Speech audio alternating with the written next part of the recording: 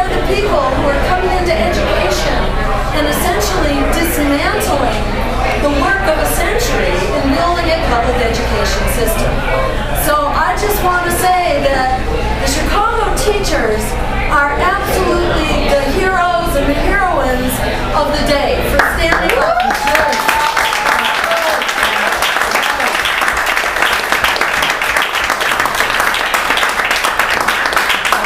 All over the country, we have cringed as one union after another has basically folded and endorsed this attack on our public schools and has basically endorsed the politicians who've been leading the attack.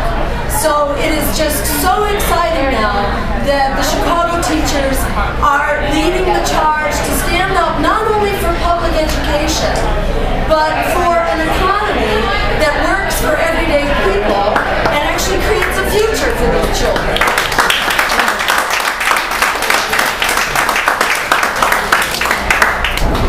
And you are also very much standing up for union rights and for a democracy that's not just being jerked around by parties supported by the very corporate interests who are benefiting from dismantling our public schools.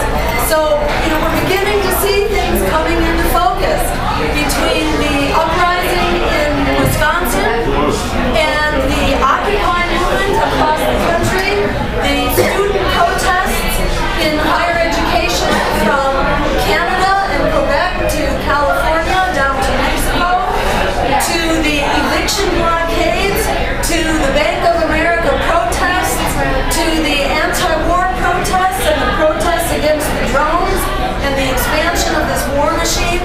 We are beginning to see the American people get focused on the kind of future that we deserve and the democracy it takes to get there. And in effect, we are hitting the breaking point now. We're hitting the breaking point for our economy as the Wall Street bailouts continue and the waste, fraud, and abuse on Wall Street continues every week. We're hearing about the latest scandal from Wall Street as the offshoring of our jobs continues. And we've heard that the Obama administration is negotiating the latest free trade agreement, the Trans-Pacific Partnership, that is basically NAFTA on steroids. This continues under Barack Obama. The expanding war effort, which grew from Iraq to Afghanistan and the president's third day in office, he intensified the bombing in Pakistan and then spread the drone war into Somalia and into Yemen. The attack on our climate, the drill baby drill policies of George Bush have been embraced by this president and in fact gravely extended to include an attack on the Arctic, our national parks, offshore oil, fracking, new nuclear power plants, you name it. One of the teachers I was speaking with before made the point that education under Barack Obama is at least as bad as under George Bush. And in fact, the attack was expanded.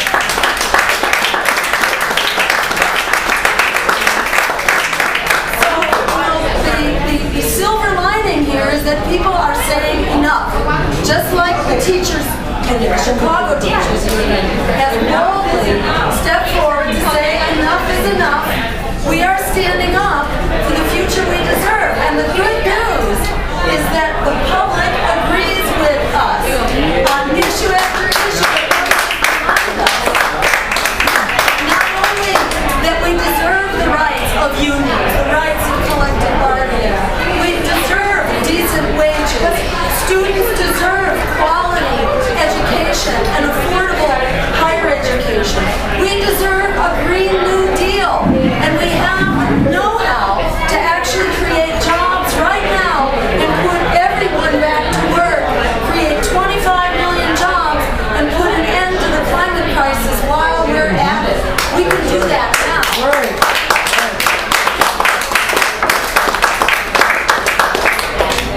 So the good news is people are standing up, and I think what the Chicago teachers are doing now just cannot be underestimated in your impact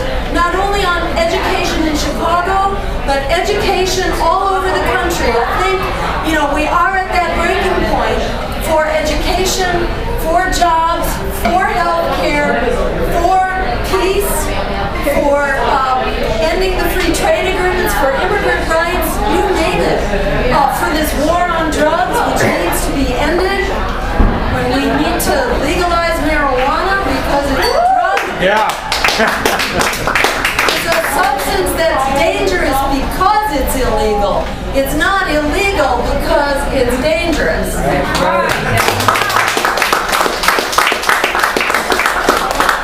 So we've got the solutions. The public supports these solutions by substantial majorities in poll after poll, calling for example, a universal single-payer health care plan under Medicare for all.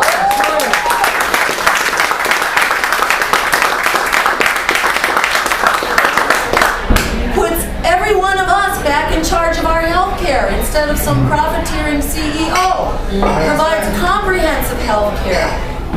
The whole thing of you, not your favorite organ system or leaving out your least favorite organ system. It's all of us, because we're only as healthy as the weakest link. And you find that out when you get sick. You need to be covered entirely, including chronic care and pharmaceuticals and mental health and reproductive care, the whole 9 yards. And the good news is we can cover it all and still save trillions of dollars over the next decade. That's the well-kept secret. We can actually cover health care for all and save trillions of dollars. It's far cheaper to provide it. So this is just one of the many win-win solutions the public is clamoring for. The Chicago Teachers Union is leading the way in education and in a decent economy and in representative democracy and holding our elected officials accountable for once. And thank goodness that you have actually started to stand up to do that. Because as long as we walk into the voting booth and vote for the predators that are raking us over the coals, we're going to keep getting more of the same. It gives them a mandate to do more of the same. So we're saying it's time to stand up to that fear campaign and those smear campaigns that tell us we have to be very afraid of ourselves because, they point to Nader Bush Gore and they say, oh, look at all these terrible things. But what they're forgetting is that Nader did not steal the election, and the exit polls in Florida actually showed Nader drew equally from Democrats and Republicans, but the vast majority of his votes came from Ross Perot voters by about an 8-to-1 margin. His votes were coming from independents who otherwise would not have voted. This is basically a scare tactic to silence you and to eliminate political opposition. So it's time to reject this politics of fear, because where has it led over the past decade that so many progressives and people of conscience have been frightened into silence? What we've learned is that silence is not an effective political strategy.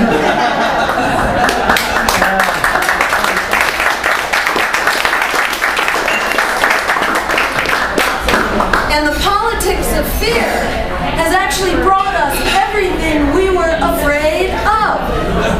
The expanding wars, the massive Wall Street bailouts, much bigger under Bush, under Obama than they were under Bush.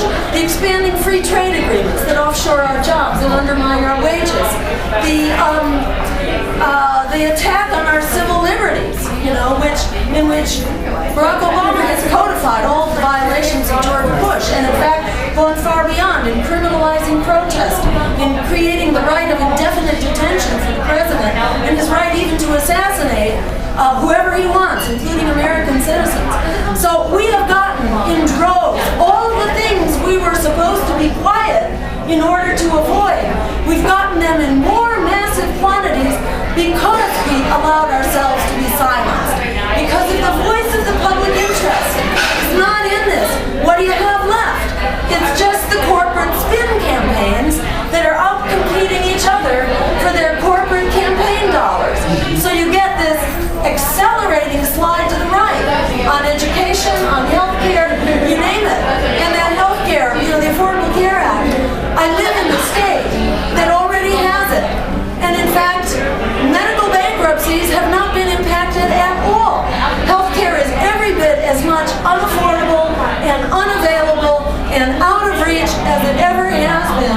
Affordable Care Act, unfortunately, is more cover for more Wall Street health insurance and pharmaceutical boondoggles. We need Medicare for all.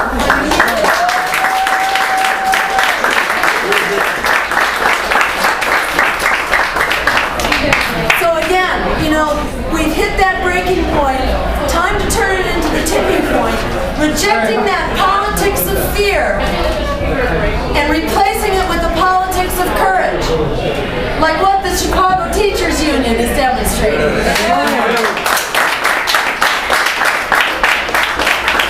Because at the end of the day, it's always been the politics of courage that has led us forward. It's that social movement out in the street that abolished slavery, that got the women's right to vote, that established the right of unions to organize, to have a 40-hour work week and safe workplaces. But in addition to a movement on the ground, it takes an independent political party to really drive home the solutions. That's why FDR actually, implemented the New Deal and Social Security and all the rest, and we got the Labor Relations Act passed because there was a third-party threat, and they knew that if they didn't act, they were going to have big trouble on their hands. So it really takes the independent third party. They want you to think that third parties are ineffective because they're very afraid of our power. But in fact, that's where we really leverage the power of the social movements. And in fact, it's that alliance of a social movement and an independent political party that makes us unstoppable. So that's what we need to do in November, as we're doing right now. We have the politics of courage out in the street.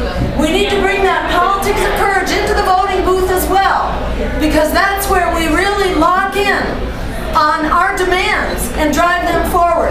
If we only vote with our feet and we don't vote with our votes, everything we do out there with our feet is basically going to be crushed by the continuing repression in the voting booth.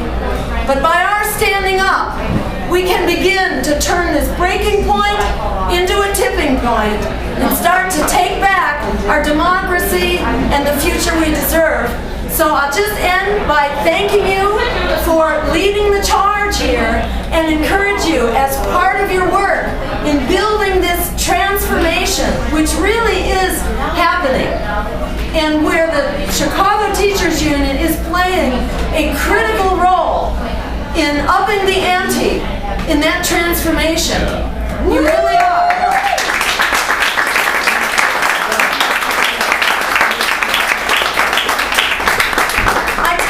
My role in this campaign is that of being a political therapist by way of helping people to get out from under an abusive political relationship.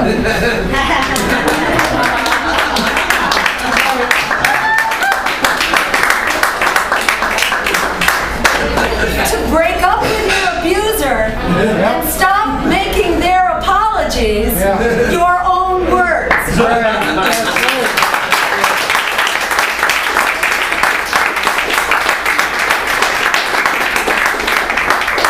Go to my website, jillstein.org, if you're not there yet, and just become a part of the network. Because our model here is Tahrir Square and Tunisia. And that's what they have. They have the power of their vision, the power of their ideals, and especially the power of a generation that had nowhere else to go. And we very much have that in our country. Not only a generation of young students who've been abandoned and who are being abandoned by our education system, but also the generation in college and who are graduating, who are indentured servants and who have no jobs with which to pay back their very onerous and unforgiving student loans. So this is really an incredible, unstoppable motor for social change. There's no way it's going to be stopped. And the question is whether we will have peaceful change or whether it will degenerate into something terrible. So what we're doing, what the Chicago teachers are doing, is paving the way for us to have a peaceful social and political transformation. So in my role as political therapist, I want to just underscore how absolutely transformative and empowering and liberating your work is right now. So from the bottom of my heart, I want to thank you from all across the nation for the incredible work that you are doing to take back our democracy and the peaceful, just, green future that we deserve. It's in your hands. You are making it happen.